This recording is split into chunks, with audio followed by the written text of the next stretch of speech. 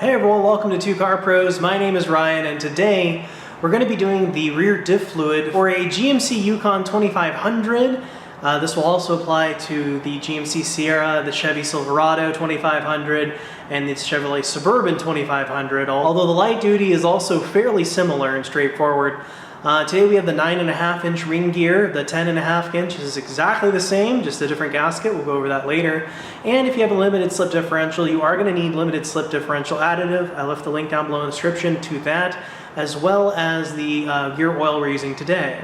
Okay, so the first thing we're going to do is remove most of the bolts here. They're 13 millimeters, but we're going to leave two finger tight at the top here, so when we pop the diff cover off, it doesn't fall on us and make a big mess. And I'm using my impact gun. A ratchet will work just the same. So you don't really need air tools. I'm just using them for convenience sake. There we go. Okay, so we're going to take a small prying implement and put it in between those surfaces, just so we can crack this seal here and let all that awesome diff fluid come out. And it's really stinky. It used to be called skunk oil back in the day. Little fun trivia for you there. All right, now that basically it's done coming out really fast, we can remove these last two bolts here. You're gonna wanna go ahead and support the diff cover with your hand so it doesn't just fall off haphazardly. And now we can remove our diff cover here.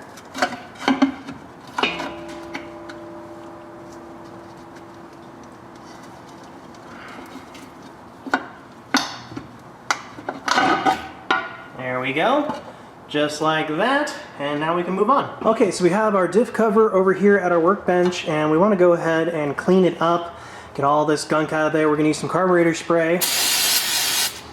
Spray that in there like that.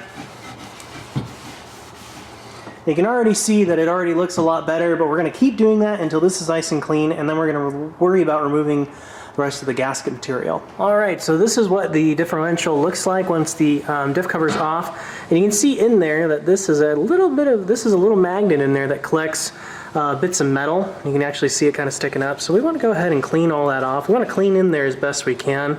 And I've just realized that there's actually a plug on the bottom of this differential that you could remove and replace the fluid in if you didn't want to do this seal the hard way. But this is the way you do it for pretty much everything. And if you don't have this plug, which is right here, if you have this plug, you can just remove this and then fill your fluid up and you're all good. Unless your seal was leaking like ours was. I did want to mention that in case you just wanted to go ahead and do a quick fluid change. You can remove this plug right here. It looks like a 3/8 drive, and you can just remove it and fill it up kind of like an oil change without a filter. So that is a thing you can do. So we're going to go ahead and wipe in there with our rag, get it as clean as possible, and hose it down with some carburetor spray. There we go. Just get as clean as you can. You're not going to get every single last micron of filth and metal out of there. It's just not possible. Just do your best. All right, the next thing we're going to do is worry about the old gasket material here, and it's going to come off in little chunks and pieces. A scraper is really good in this situation. So this gasket material is basically mated completely with the metal, so it's going to take a little bit of scraping to get her off, but once you're kind of at the metal stage, like that part just there, you can use a gasket gun to make sure the surface is nice and clean, or a Scotch-Brite pad works really well too. So now I'm going to take my gasket gun and take off the remaining material, so it's just bare metal. If you don't have a gasket gun, again, Scotch-Brite pads and some elbow grease is going to be your friend here. So this is kind of what the finished product is going to look like on the differential. You see how it's nice and just bare metal, nice and smooth. I've cleaned it again with carburetor spray, and you really want like the midway down over to here to be extra clean, because most of the fluid is going to sit against that seal all the time. I mean, don't get me wrong, you want the whole surface to be clean like this is, but down here at the bottom you need to do an extra good job. So now we can put the diff cover back on. So now we can give the same treatment to our diff covers we did our diff. And make sure this gasket, old gasket material, is completely ground away either with the Scotch-Brite pad or your gasket gun. right, so once that old gasket material is all ground off, we can go ahead and clean it again with carburetor spray because it's sturdy again. See? So now it needs another good cleaning. Especially around the mating surface. You want to make sure that mating surface is spotless. Alright, so now our differential cover is ready for our silicone and gasket. Alright, so this is our nice and clean differential cover. This is the gasket we'll be using today. It's a Fel-Pro RDS 55387. I'm going to go ahead and leave a link down below in the description. Now this is for a 9.5 inch ring gear because this is a 2500. You know, it's the heavy duty Suburban that we're working on, or the heavy duty truck. It's both the same. But I want to go over that the light duty is the same too. You just have to know what differential, what ring gear's in here, because I'm pretty sure that they all came in different shapes and sizes, and you could get the heavy duty axle in the light duty truck, limited slip differential, non-limited slip differential. So you have to know if you have a limited slip diff or not. We don't, so we don't need the limited slip diff additive, but you might. So you have to look that up. You have to put the limited slip differential in there if your axle requires it, and your ring gear is going to dictate which gasket you need, which is what we have here. I also have the 10-inch gasket, 10.5-inch gasket. That is an RDS 55063. I'll also put a link down in the description to this one, but it does not fit. I already tried it. So that's how we know it's a 9.5. I just eyeballed it and I thought it was a 10, but it's not, it's 9.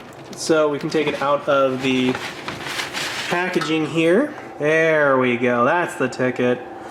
Okay, so we can line up our gasket, and it does take a little bit of flipping over to get it exactly right because it really only goes on the one way, and you want to make sure all your bolt holes are lined up. So if all of them look like this and it's kind of working but not really, you probably have it on backward or not flipped around the right way. So just flip it around so that way all of your holes are nice and lined up, and then we can set it aside the correct way we're going to put it on, because now we need to lay a little bead of RTV down. Okay, so this is automotive grade RTV silicone rubber. This is for automotive, boat, industrial, and home use. You can get this at any auto parts store or any home improvement store. Just make sure it's a silicone-based rubber that you can apply with a caulking gun like this and can withstand high temperatures. And then on the back, you'll find where it can go up to 400 degrees or 500 intermittently.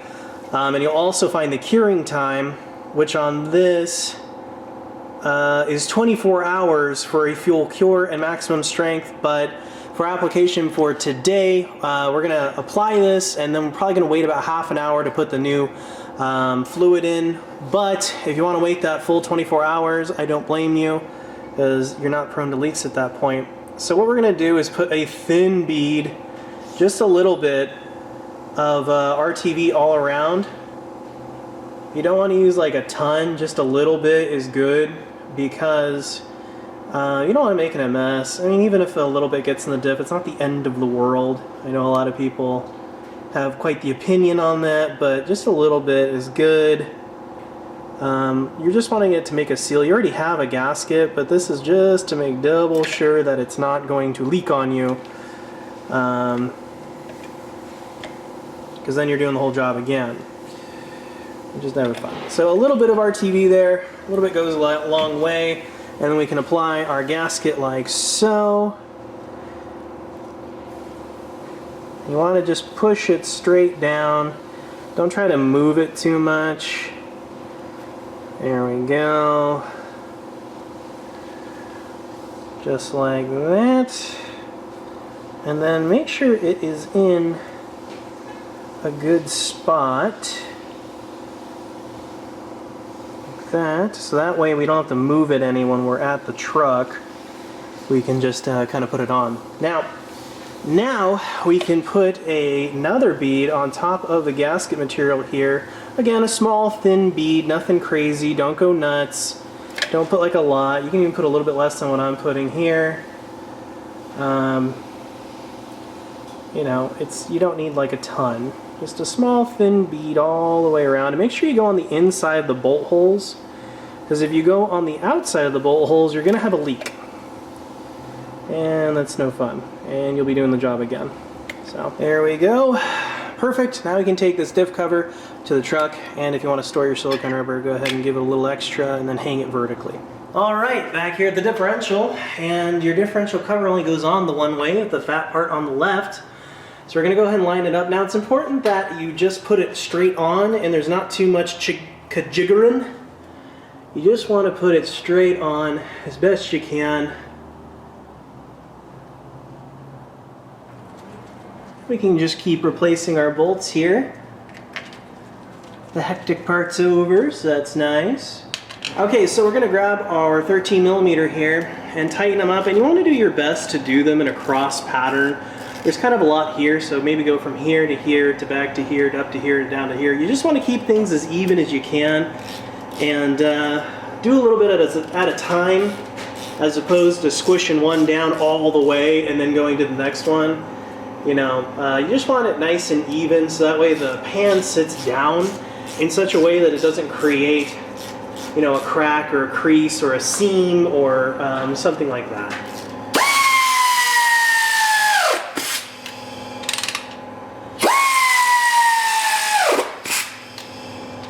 So once we have them all nice and snug, go ahead and check them again to make sure that they're feeling good.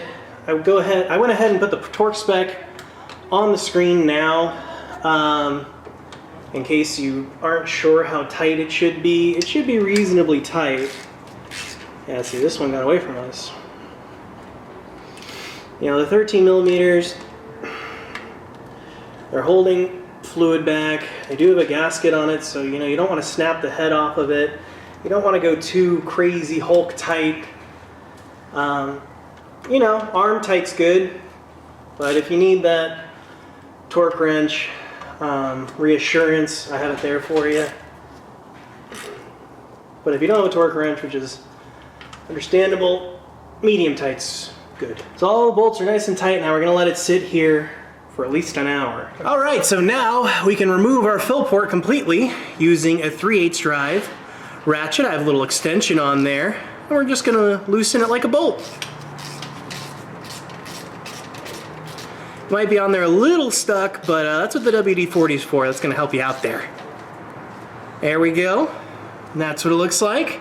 And then we need to also clean this off because sometimes it's magnetic and it has a little bit of grime on there, so we need to clean that off with some carburetor spray. So the correct diff fluid for us today is gonna be this full synthetic 75W140 gear oil. We're choosing Valvoline. So the key to this is to insert the nipple into the differential and squeeze it on in, and I believe it's 2.2 quarts. So you just keep squeezing that in there until it starts coming out. Once the differential fluid is gushing out of there, you know you're at the correct amount. All right, now that differential fluid is gushing out, we know we're at the correct level. Now we can grab our drain plug. Go ahead and replace that bad boy. And we're gonna tighten it on down. It does not need to be Hulk tight. That's good right there. And then we can go ahead and wipe away the excess diff fluid for a nice clean job. All done. Thank you so much for watching. If you have any questions, feel free to leave them down below. Make sure you're subscribed, and I'll see you next time.